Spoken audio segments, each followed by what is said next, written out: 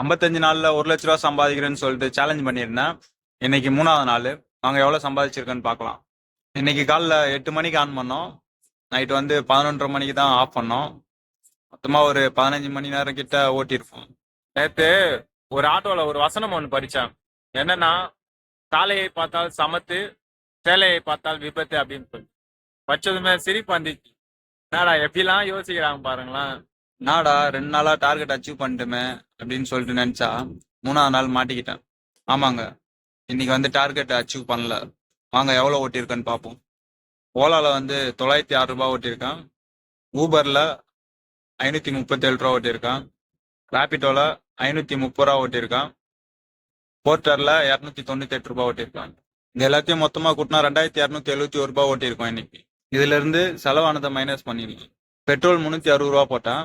அதான சாப்பாடு வந்து 70 ரூபா ஆயிடுச்சு. அப்புறம் காலையில கூழ் குடிச்சது வந்து 35 ரூபா ஆயிடுச்சு. இது எல்லாத்தையும் மைனஸ் பண்ணா 1806 ரூபாய் இன்னைக்கு ஓட்டிருக்கோம். நம்மளுக்கு ஒரு நாளோட டார்கெட்டு 1820 ரூபா ஓட்டணும். 14 ரூபா கம்மியா ஓட்டியிருக்கோம். இன்னையோட பேலன்ஸ் வந்து நாளைக்கு சேர்த்து ஓட்டிடலாம் மொத்தமா. 2 நாளா ஓட்டினது வந்து 4380 ரூபா இருக்கு. இன்னைக்கு ஓட்டினது சேர்த்தா மொத்தமா 6186 ரூபா இருக்கு. நம்ம 3 நாளைக்கு 6186 ரூபா ஓட்டியிருக்கோம்.